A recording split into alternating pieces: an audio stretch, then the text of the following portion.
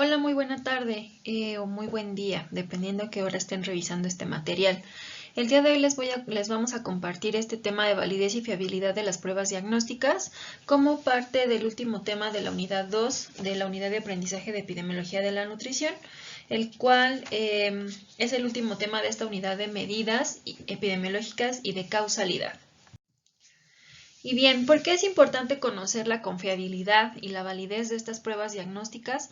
Porque, bueno, es una necesidad el poder distinguir a la población enferma de X causa o de X enfermedad o de X evento que se esté analizando en el sistema de salud pública de las personas que no están enfermas.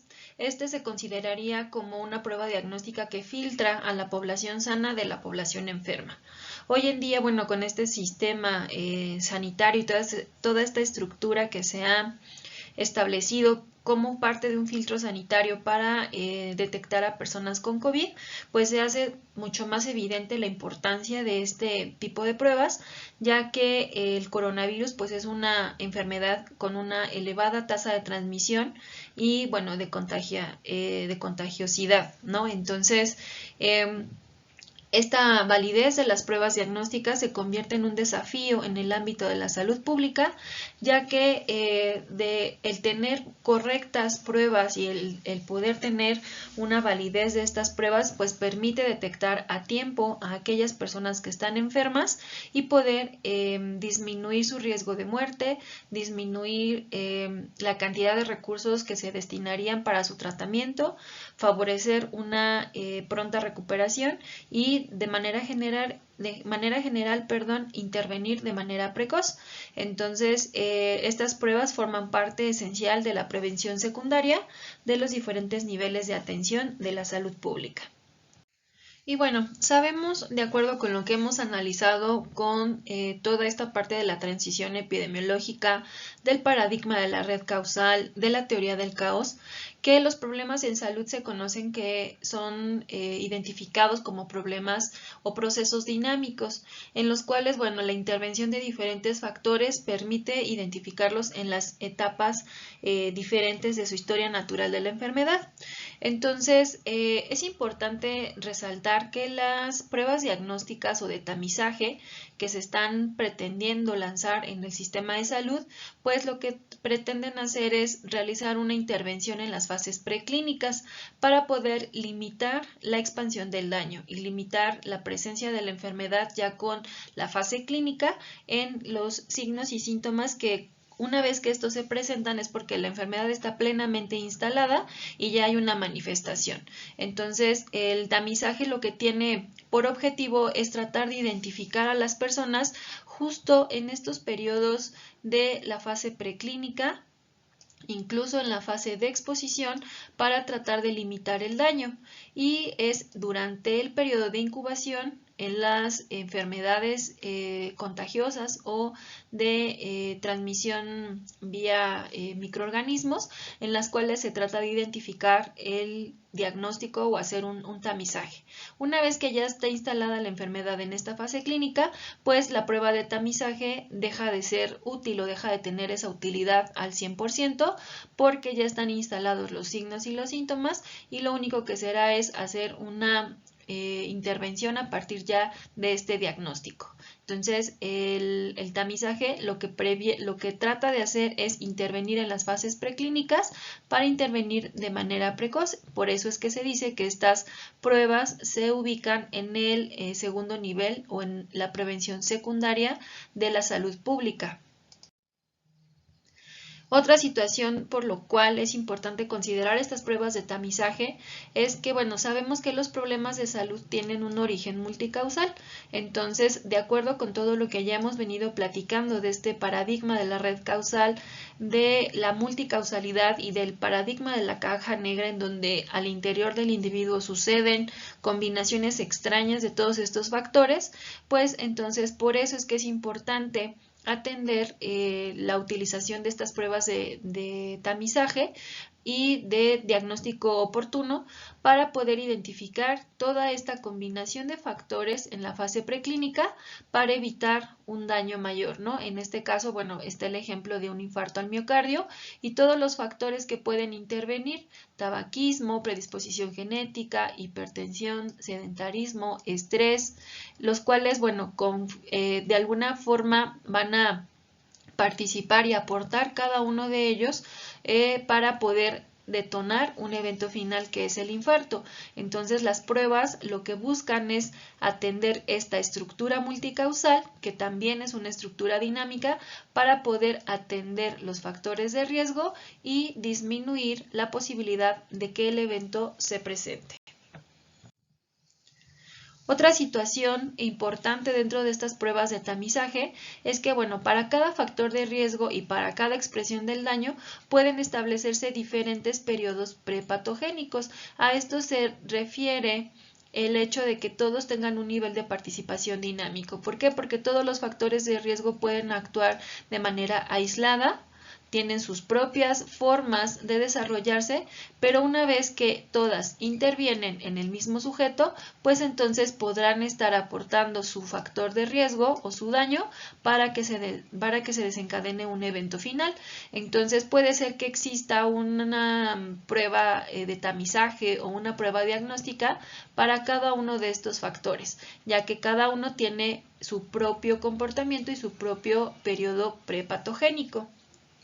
Es decir, no habrá alguna prueba diagnóstica que pueda involucrar todos estos factores de riesgo. Eso sería muy complicado. Otra situación importante del tamizaje es que si nosotros basamos la atención en salud con el enfoque de riesgo que ya se platicó en sesiones anteriores que nos dicta la OMS, pues entonces el daño podrá evitarse interrumpiendo esta secuencia de factores. Entonces se busca obviamente atender aquel factor de riesgo que esté generando mayor daño con un enfoque de riesgo para poder atender ya sea al factor A, al factor B o al factor C para poder limitar la presencia de ese daño. Entonces, el enfoque de riesgo podrá ser dictaminar pruebas diagnósticas o de tamizaje en aquellos factores que estén representando una mayor complejidad o un mayor nivel de participación en la presentación del evento. Y aquí, como dice la diapositiva, mientras más pronto se identifique, mucho mejor.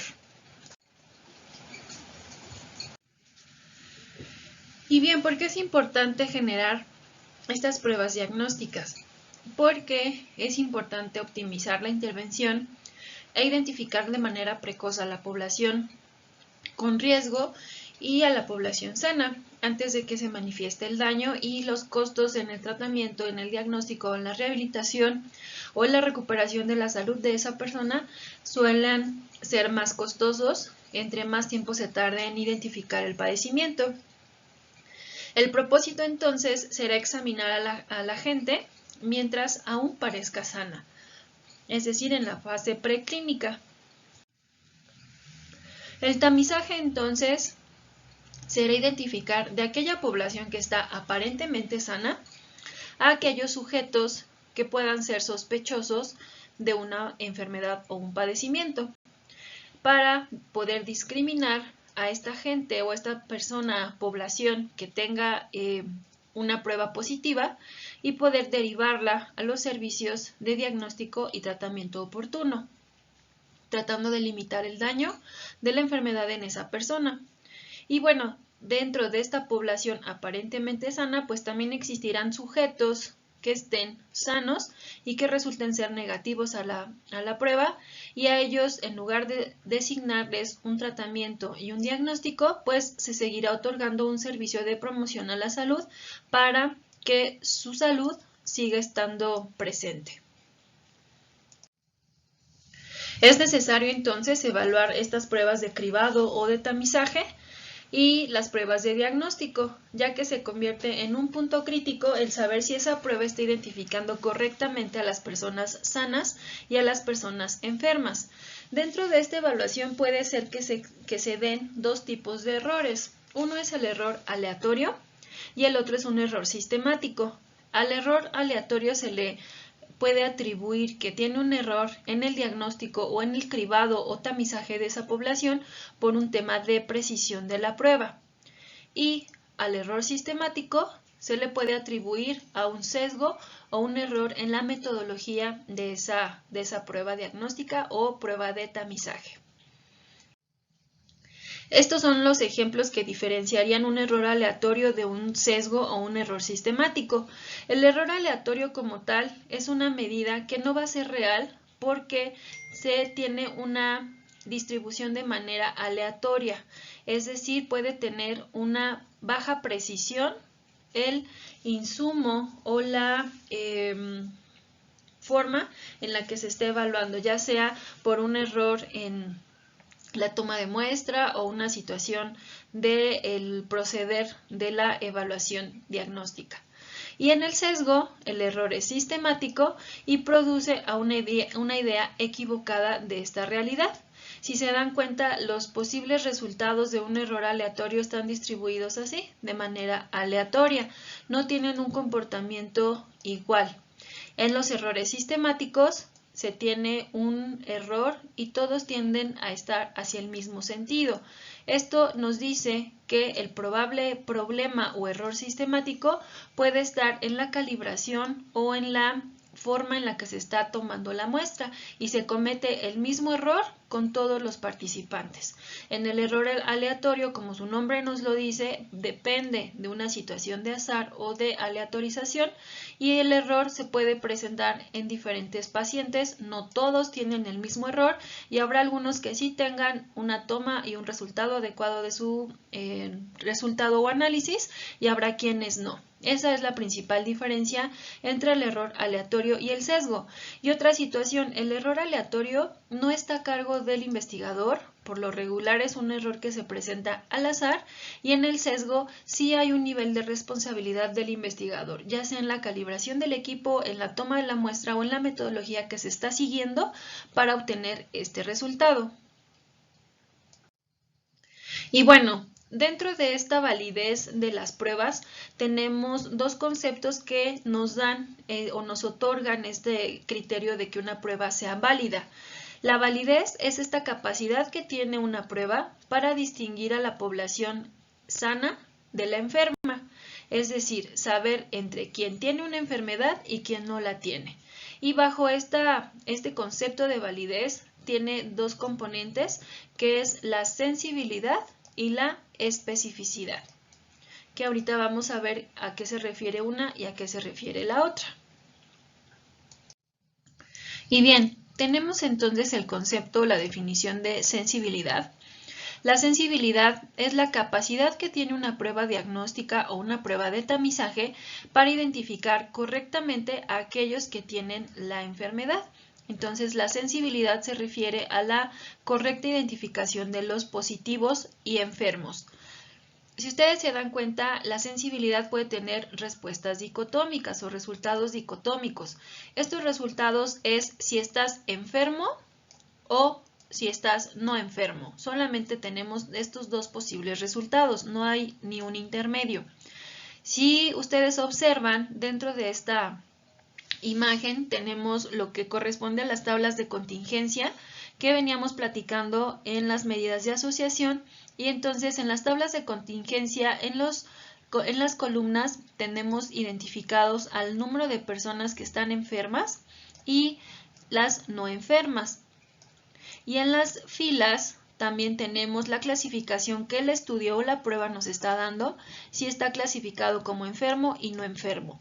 Evidentemente, para poder tener los datos reales de enfermedad y no enfermedad, pues necesitamos contrastar la prueba que se está analizando con una prueba o estándar de oro. Esto se hace sobre todo cuando las pruebas son iniciales o se están probando de manera inicial, para poder saber qué grado de sensibilidad y de especificidad, es decir, la validez, tiene esa prueba diagnóstica. Entonces, en la columna de enfermos clasificados por un estándar de oro, es decir, por la situación real, tenemos el inciso A, son los enfermos clasificados por la situación y los enfermos clasificados por el estudio.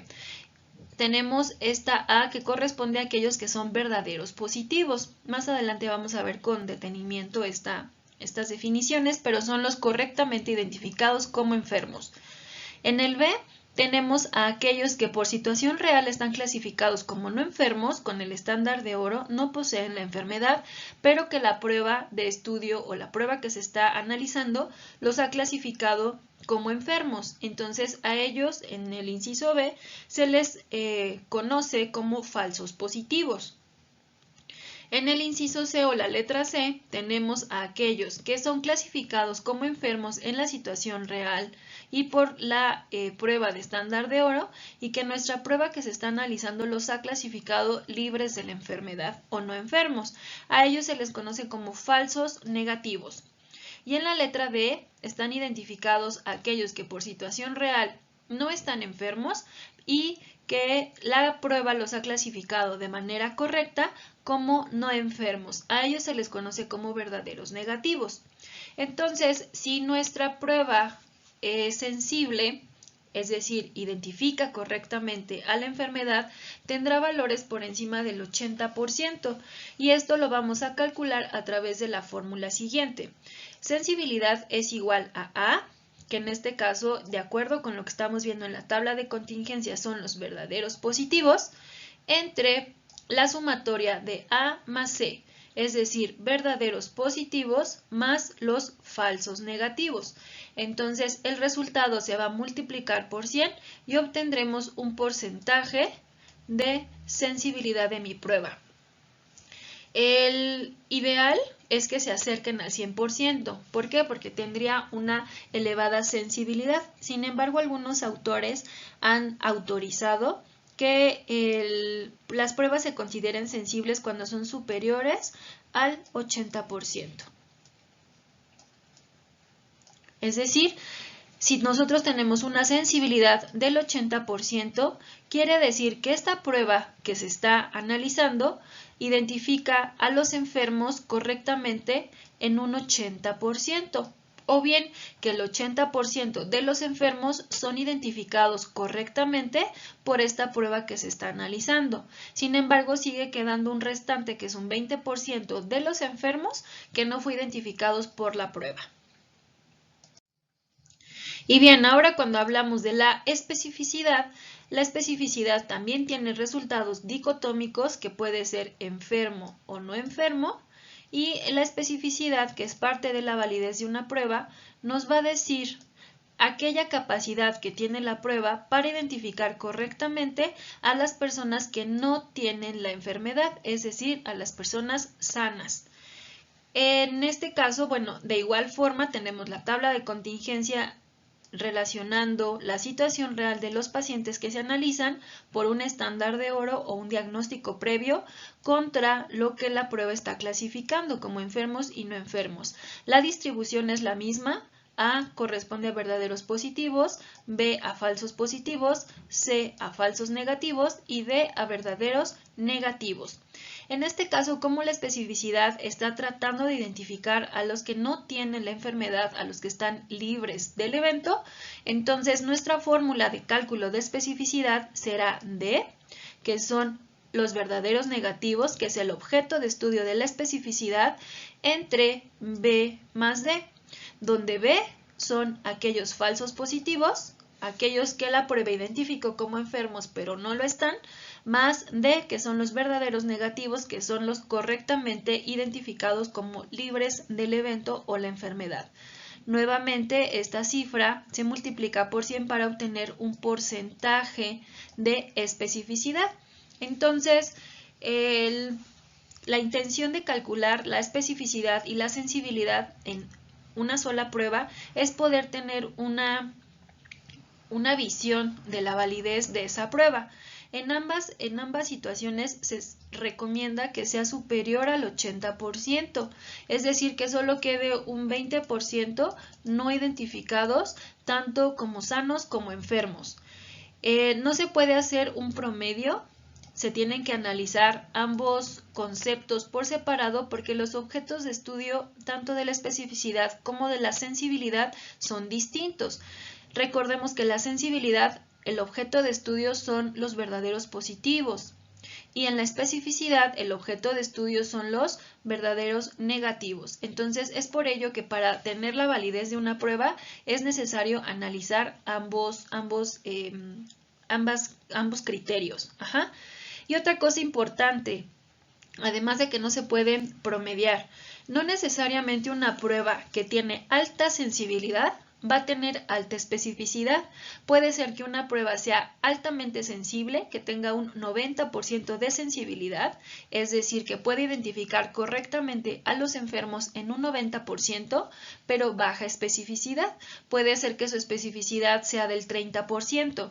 ¿Esto qué quiere decir? Que de los sanos solo identifica correctamente al 30%. Entonces, no necesariamente cuando una prueba tiene elevada sensibilidad, va a tener también elevada especificidad y puede darse una situación contraria. Pruebas con una baja sensibilidad pero una alta especificidad. Esto depende mucho del tipo de padecimiento o evento que se esté analizando, del tipo de prueba, del tipo de muestra. A veces son muestras sanguíneas, marcadores biológicos, etc. Entonces, esto puede variar entre una prueba y otra. Y bien, entonces en esta imagen nosotros vemos identificados de manera gráfica a los verdaderos positivos, a los falsos positivos, a los falsos negativos y a los verdaderos negativos, que son las letras de nuestra tabla de contingencia. Partimos del hecho de que tenemos una población aparentemente sana, a la cual se le va a aplicar esta prueba diagnóstica. Y de la aplicación de esta prueba diagnóstica de la población sospechosa podemos obtener A, que son mis verdaderos positivos o positivos a la prueba diagnóstica, mi B, que pueden ser falsos positivos o personas que dieron negativo, a la prueba diagnóstica, pero que sí están enfermos.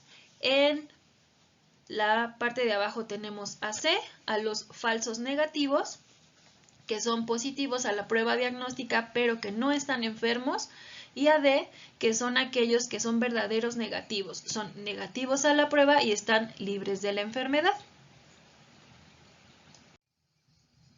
Entonces, la información se va a organizar en una tabla de contingencia en donde tenemos a B, C y D de la misma manera en la que está distribuida en la tabla, en las tablas anteriores. Y bueno, entonces, ¿cómo definiríamos a los probables resultados de las pruebas de sensibilidad y especificidad? Cuando nosotros hablamos de un verdadero positivo, este se va a definir como aquellas personas que tienen la enfermedad y que fueron identificadas correctamente como enfermos. Los verdaderos positivos son el objeto de investigación o el objeto de estudio de la sensibilidad. Cuando nosotros hablamos del verdadero negativo, son aquellas personas que no poseen la enfermedad o el evento, a las cuales la prueba identificó correctamente como no enfermas o negativos. Entonces, el objeto de estudio de la especificidad son los verdaderos negativos. Los falsos positivos, pues son personas que están identificadas erróneamente como enfermos por la prueba y que no tienen el evento o la enfermedad, y los falsos negativos son las personas identificadas erróneamente como negativas y sí poseen la enfermedad. Y bueno, aquí una imagen, ¿no?, que es un tanto de la vida actual y mucho durante el tiempo de influenza, ¿no?, que dice: te has puesto 62 veces el termómetro y no tienes fiebre. Y contesta la persona: lo cual reconocerás que con la epidemia de gripe que hay es francamente sospechoso, ¿no? Entonces, bueno, ya hoy en día cualquier resfriado, cualquier dolor de cabeza, cualquier dolor de garganta, pues ya es sospechoso de COVID, ¿no?, por ejemplo. Y bien, aquí tenemos entonces un ejemplo de esta tabla de 2×2 o la tabla de contingencia, en donde tenemos nosotros una prueba que está analizando cáncer de mama basado en una mastografía o en una mamografía. Esta es la prueba a través de la cual se va a identificar al paciente que ha desarrollado cáncer en el primer año después del estudio, después del diagnóstico, y si se tiene la sospecha bajo el estudio y presenta signos y síntomas, entonces estamos hablando de verdaderos positivos. Cuando la prueba los ha diagnosticado como positivos a una posible tumoración y el paciente no ha desarrollado el evento, entonces son los falsos positivos. Una mamografía normal, es decir, sin un resultado de tumoración, en un paciente que ha desarrollado la enfermedad en el lapso de un año, pues puede presentarse como un falso negativo. ¿Qué quiere decir? Que equivocadamente la prueba lo diagnosticó como normal, pero que sí tiene la enfermedad. Y por último, los verdaderos negativos, que son los que fueron identificados con una mamografía normal y que no han desarrollado la enfermedad, se conoce como verdaderos negativos. Y entonces, ¿cuáles son las consecuencias de que una prueba diagnóstica o de tamizaje nos arroje datos o información errónea?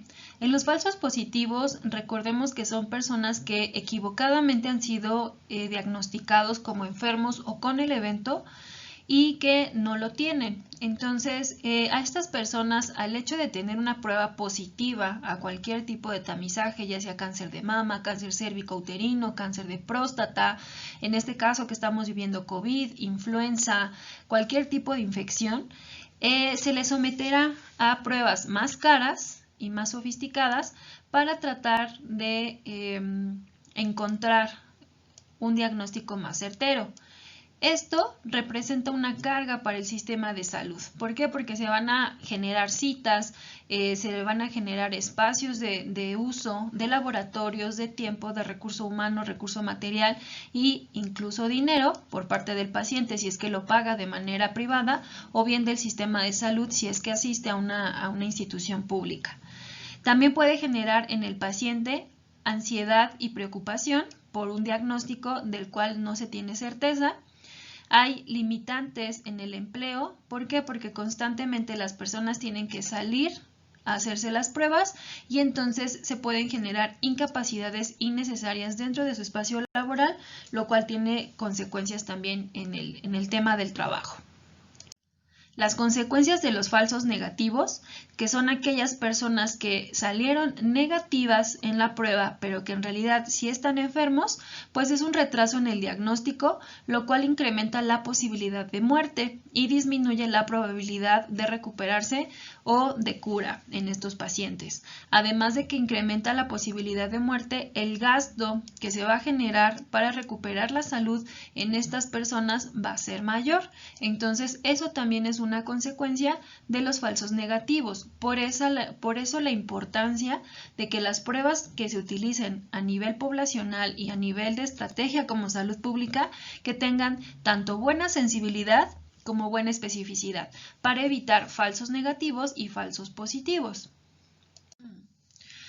Bien, entonces en esta diapositiva tenemos un ejemplo que es el cálculo de la validez de una prueba, suponiendo que el supuesto que se está analizando es una prueba rápida para COVID-19 y que los datos que tenemos como clasificados enfermos y no enfermos fue de una prueba que es un estándar de oro contra el cual se está contrastando esta prueba. La prueba rápida para COVID-19 nos ha identificado a 80 personas como positivos a la prueba y que efectivamente están enfermos. Estos son, recordemos, los verdaderos positivos o bien la letra A. Cuando nosotros vemos que la prueba clasifica de manera positiva a personas que no tienen la enfermedad, entonces estamos hablando que estamos clasificando a los falsos positivos. Los falsos positivos corresponden a la letra B. Bien, cuando nosotros hablamos de una prueba negativa, si negativa nos da la prueba y las personas sí están enfermas, entonces estaremos hablando que estos son los falsos negativos y que estamos hablando de la letra C. En el último apartado tenemos a las personas que la prueba identificó correctamente como negativos y que no tienen la enfermedad y entonces estos 800 integrantes de mi población son mis verdaderos negativos y están identificados con la letra D. Ahora que ya están identificados los sectores de la tabla de contingencia de 2×2, es importante resaltar que se tienen que sumar por columnas y por filas para comprobar que mi total de 1000 personas es correcto. Entonces yo en A y C tengo 80 y 20 y me suman 100 personas, y en B y D tengo 900 personas porque son 100 más 800. Yo sumo de manera lineal estos totales y me da un total de 1000 personas, que es sobre el total de la población que se hizo esta prueba. Si yo sumo de manera horizontal, tengo A más B, que son 80 más 100, me da 180, y 20 más 800 me da 820. Yo sumo estos totales nuevamente y compruebo que mi resultado es correcto con 1000 personas. Ahora vamos a pasar estos datos a la fórmula. Sabemos que nuestra fórmula de la sensibilidad es igual a A entre A más C. A entre A más C es 80 entre 100, que son los 80 más estos 20. O bien podemos nosotros poner la fórmula en otros términos, que son los verdaderos positivos entre verdaderos positivos más los falsos negativos. Y yo aquí tengo este total, que son los 100, y me da un resultado de 80%. Esa es la sensibilidad de la prueba. En la especificidad, entonces, mi fórmula es D de dedo entre B más D. Esto también se puede entender como los verdaderos negativos entre los falsos positivos más los verdaderos negativos. Y esto me da un total de que D equivale a 800, que está en la parte superior de la fórmula, entre el total de la sumatoria entre B más D, que son 900. 800 entre 900 me da un resultado del 89%. Y esta prueba rápida para COVID-19 se está comportando de esta manera. Ahora, ¿cómo se interpreta este resultado? La especificidad está en el 89%, lo cual me dice que la prueba rápida para COVID-19 tiene un 89% de probabilidad de identificar correctamente a las personas que están sanas o que están sin la enfermedad. O bien se puede decir que de las 1000 personas que participaron en la prueba, 89% de los saludables o de los sanos libres de COVID fueron identificados de manera correcta por esta prueba. Y en la sensibilidad interpretaremos de la misma manera. En las personas que se aplique esta prueba, se tiene un 80% de probabilidades de ser identificados correctamente como enfermos, porque es la sensibilidad, o bien de las 1000 personas a las cuales se les aplicó esta prueba, el 80% de los enfermos fueron identificados de manera correcta. Bien, yo les decía en diapositivas anteriores que el objeto de estudio de la sensibilidad son los verdaderos positivos, y eso nosotros lo vemos en la fórmula. ¿Por qué? Porque A, que son los que están en la parte superior de la fórmula, equivalen a los verdaderos positivos. Y el objeto de estudio de la especificidad son los verdaderos negativos, los que realmente están libres de la enfermedad. Y lo vemos en la fórmula también, porque en la parte superior está D, que es la cuarta celda de nuestra tabla de contingencia, que corresponde a los verdaderos negativos. También platicábamos que no necesariamente la sensibilidad y la especificidad iban a ser igual de altas en una prueba. Podemos tener ejemplos como este, donde la sensibilidad y la especificidad son muy parecidos, o bien en donde sea más alta una que otra. Aquí otra interpretación sería que en la sensibilidad el 20% de las personas que están enfermas no fueron identificadas, porque solo identifica el 80%, y en la especificidad que el 11% de los saludables o de los sanos fueron identificados de manera incorrecta como positivos. Entonces, depende hacia qué sentido se quiera dar esta interpretación.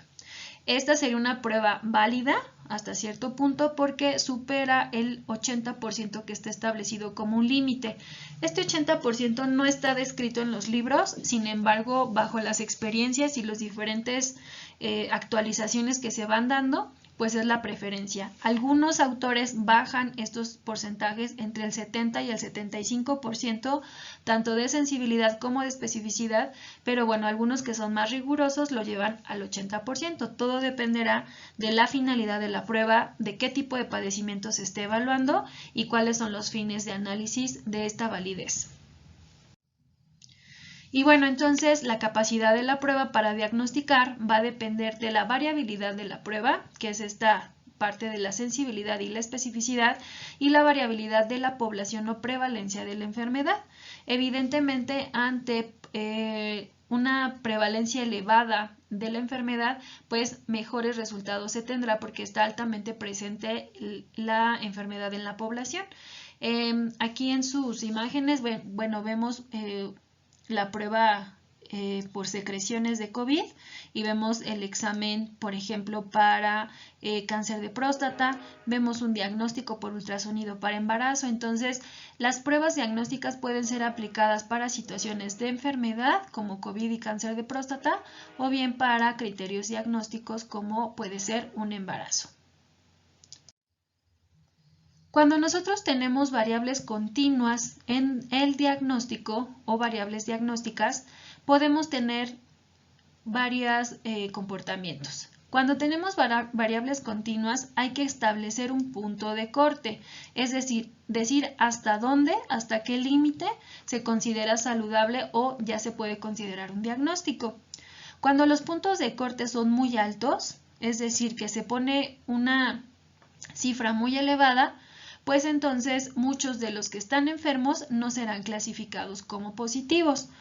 ¿Por qué? Porque tenemos un tope muy elevado que pocos pueden alcanzar. En esta situación con puntos de corte muy altos se dice que se corre el riesgo de tener pruebas con baja sensibilidad y alta especificidad, es decir, tienen un bajo criterio para identificar a las personas enfermas porque son topes muy altos, pero al ser muy altos y al ser muy laxos tendremos una alta especificidad. ¿Por qué? Porque todos los sanos van a entrar de manera muy fácil y de manera casi automática. En la diapositiva tenemos un ejemplo. Los puntos en oscuro son personas clasificadas o diagnosticadas con diabetes y en los puntos claros o blancos son las personas que no tienen diabetes. Aquí el punto de corte es muy alto, si se dan cuenta está a esta altura, suponiendo que ahorita nosotros pongamos un punto de corte diagnóstico para temas de una investigación y digamos, aquellos que tengan más de 200 miligramos sobre decilitro en ayunas como glucemia serán diagnosticados con diabetes, cuando sabemos que los registros o el punto de corte que establece la OMS y la ADA es entre 110 y 140 como un margen de tolerancia. Nosotros decidimos colocarlo a 200, es decir, estamos utilizando un punto de corte muy alto. Todas estas personas que tienen diabetes estarían fuera del diagnóstico. Todo este pool de personas que no tenga más de 200 no sería considerado con el diagnóstico. Entonces, solo estos 5 pacientes o 5 participantes tendrían un diagnóstico adecuado. Por eso es que decimos que hay baja sensibilidad, porque todas estas personas quedan fuera del diagnóstico porque el punto de corte es muy elevado.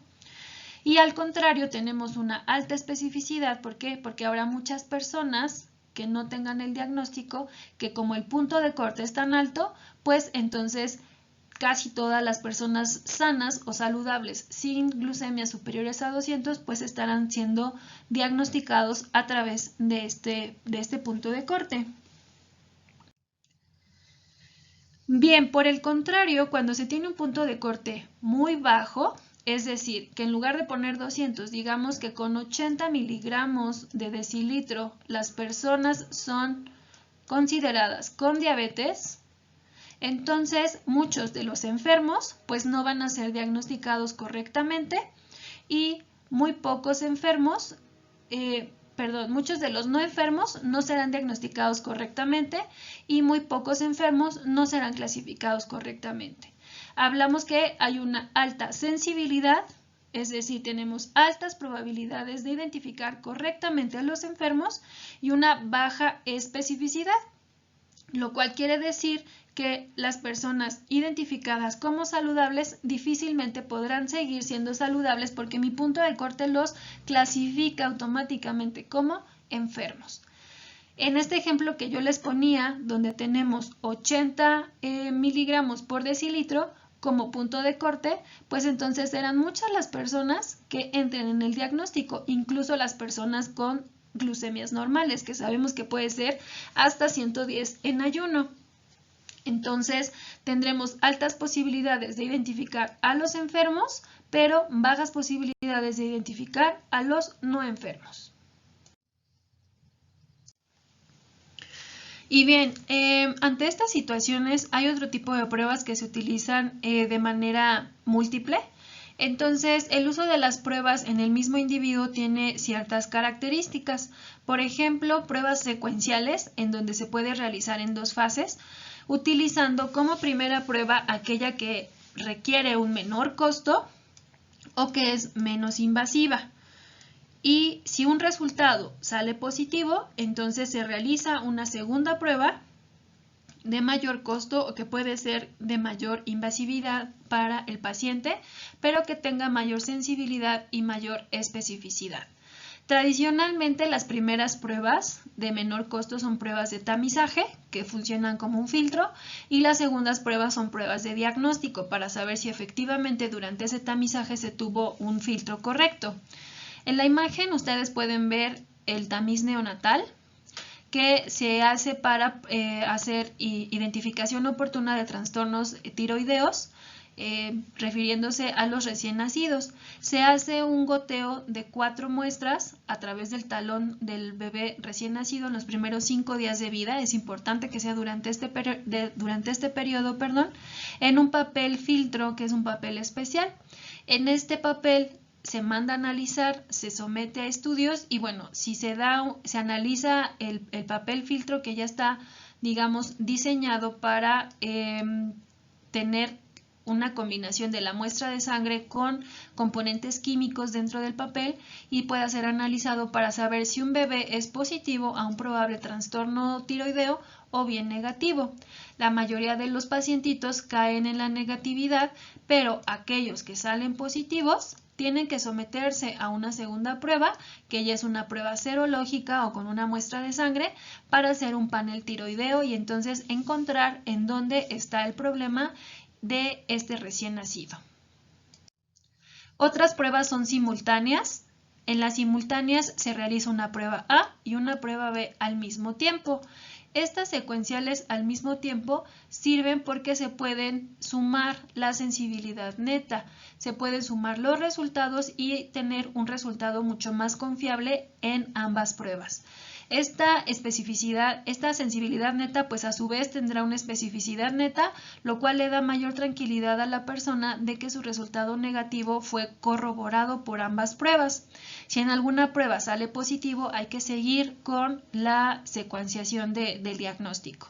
En las imágenes tenemos, por ejemplo, una prueba por citología, que es el Papá Nicolau, para poder detectar de manera oportuna el cáncer cérvico-uterino, y simultáneamente se puede realizar la colposcopía, la cual a través de una imagen se puede identificar si hay alguna anormalidad en el tejido del cuello de la matriz y del cérvix, ¿no? Para poder sumar ambos resultados citológicos con los colposcópicos. Y bueno, ¿cuáles son las características de una prueba ideal?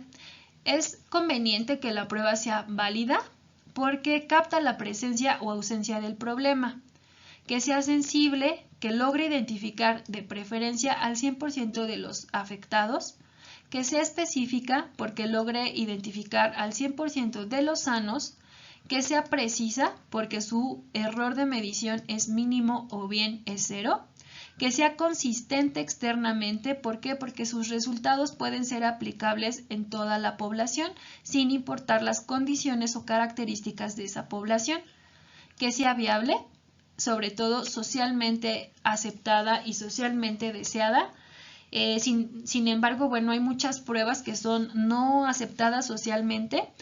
En el caso de los hombres, por ejemplo, el tacto rectal para poder identificar un engrosamiento o un crecimiento de la próstata para poder diagnosticar un cáncer de próstata, pues no es socialmente aceptada, ¿no? Muchos hombres se limitan a realizarse la prueba por la pena que esto lleva, porque la mayor parte de las veces quien hace una prueba de tacto pues son los urólogos del tacto prostático. Entonces, esto no es aceptado. Sin embargo, bueno, hay quienes optan por otro tipo de pruebas, como es una prueba serológica de indicadores de tumoración, para poder ver si es un tema prostático o bien un ultrasonido. Sin embargo, lo ideal es que sea socialmente aceptada y que sea factible, que quiere decir que técnicamente sea realizable y sea costeable, que financieramente tenga una posibilidad de que las personas la puedan adquirir y realizar de manera adecuada, o bien que para la salud pública no implique un gasto tan importante. Esas son las principales características de una prueba de tamizaje y de diagnóstico ideal. Los propósitos entonces de hacer un tamizaje es identificar un tratamiento oportuno y precoz para personas que tienen una enfermedad, sobre todo asintomática, es decir, que en su condición preclínica pues no han presentado nada. Por eso es ideal hacerlo en el nivel de prevención secundaria.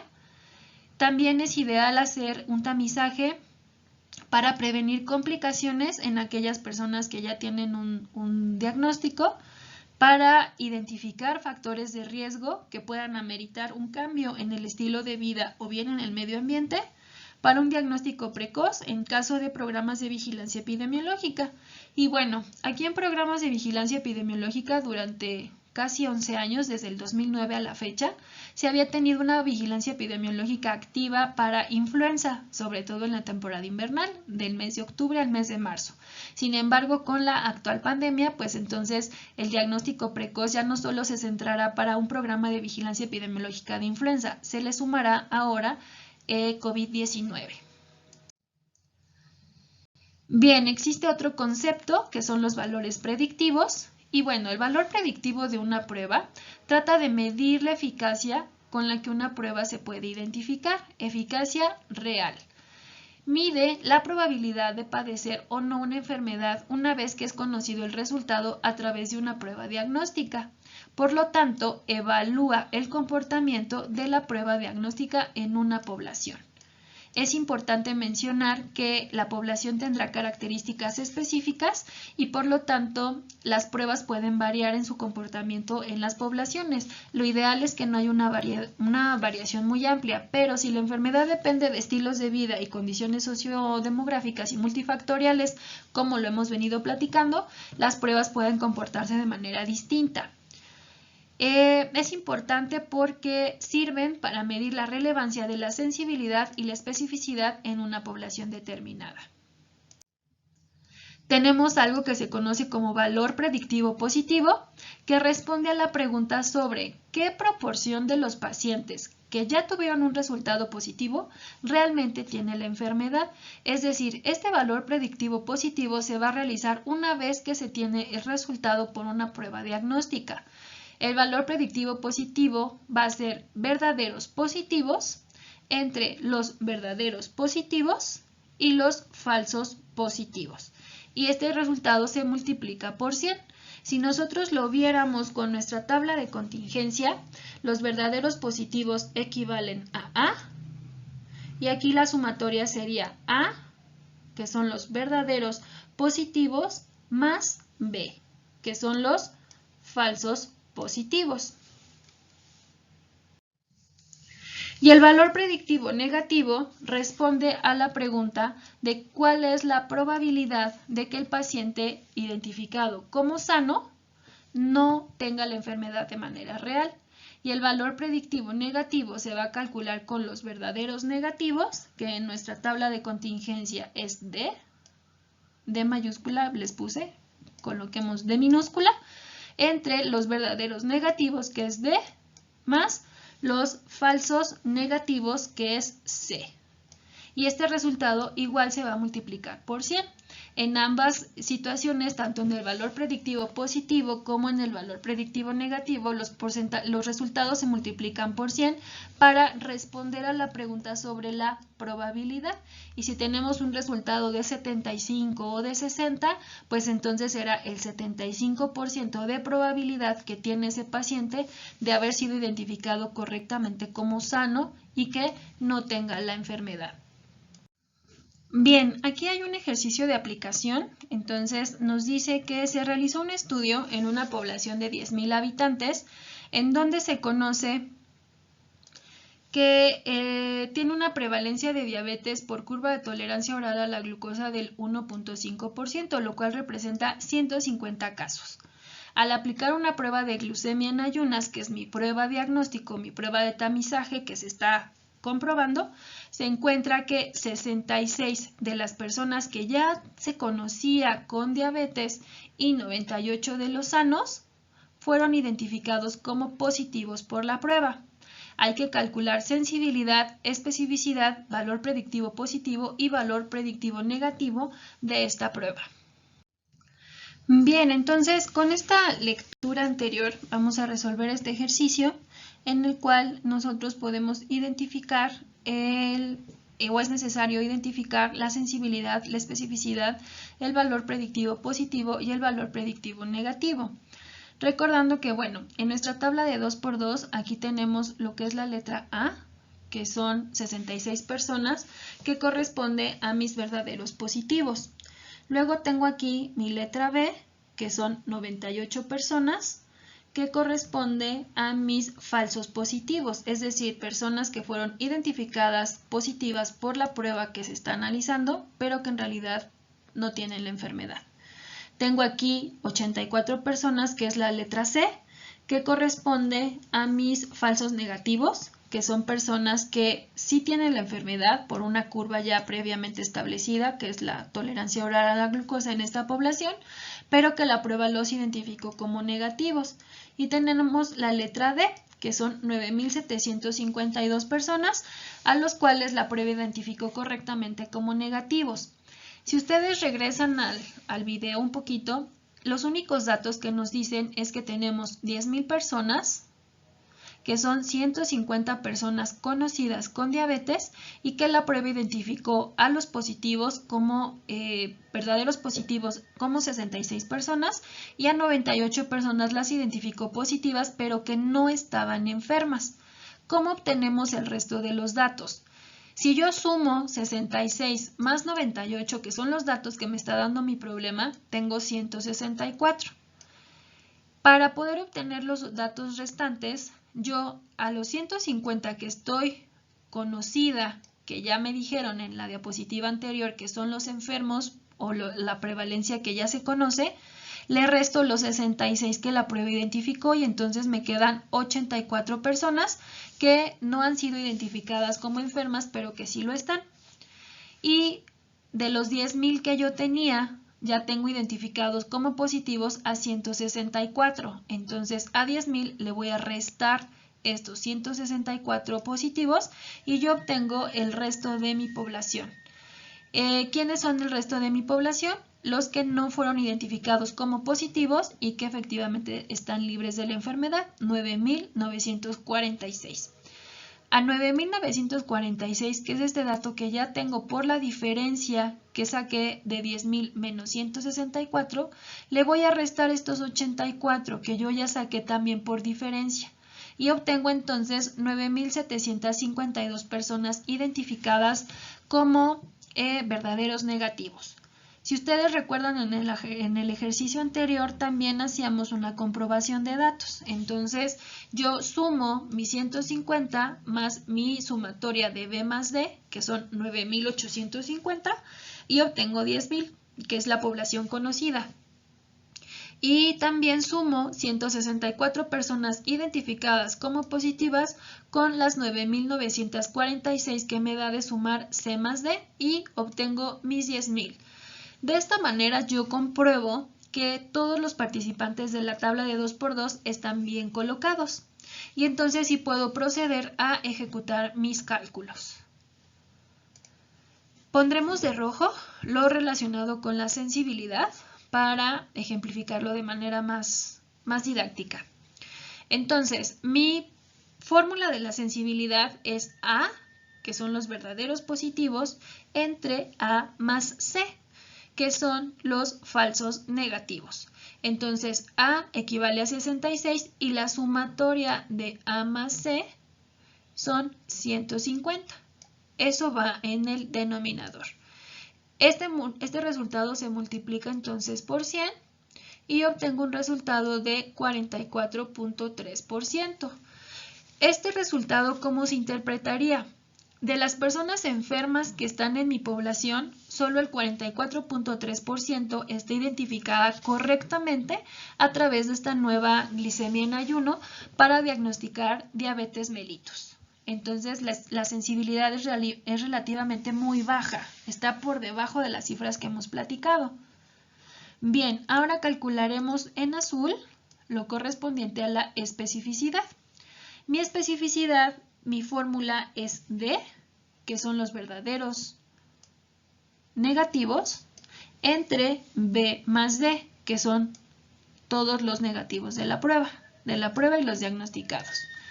Mi total de B más D son 9.850 y mi D son 9.752. Este resultado nuevamente se multiplica por 100 y yo obtengo un 99%, lo cual es un resultado bastante bueno y muy alto. ¿Qué quiere decir esto? Que de las personas que están sin la enfermedad, fueron identificadas correctamente el 99% de ellas. Entonces está muy cercano al 100 y tiene excelente especificidad, no así con la sensibilidad. Y bueno, ahora en amarillo calcularemos el valor predictivo positivo, que acabamos de ver la fórmula, la cual es A, que son mis verdaderos positivos, entre A más B, que es todos los positivos por la prueba, que son 164.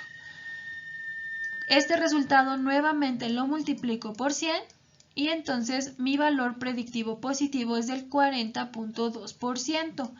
Si ustedes se acuerdan, el valor predictivo positivo respondía a la pregunta de ¿cuál es la probabilidad que se tiene de que las personas identificadas como positivas por la prueba corresponda efectivamente a tener un diagnóstico? Entonces, es un dato distinto a la sensibilidad. ¿Por qué? Porque la sensibilidad se interpreta en función del total de la población enferma y en el valor predictivo positivo se interpreta en función de qué tan probable es que ese resultado esté bien.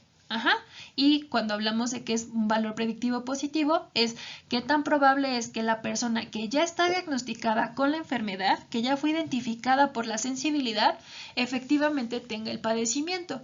Entonces, esto corresponde al 40%. ¿Qué quiere decir? Que de las personas que ya están identificadas con el diagnóstico por la glicemia en ayunas, el 40.2% tiene probabilidad de efectivamente tener un diagnóstico positivo. Entonces, pues sigue siendo un valor predictivo positivo bajo.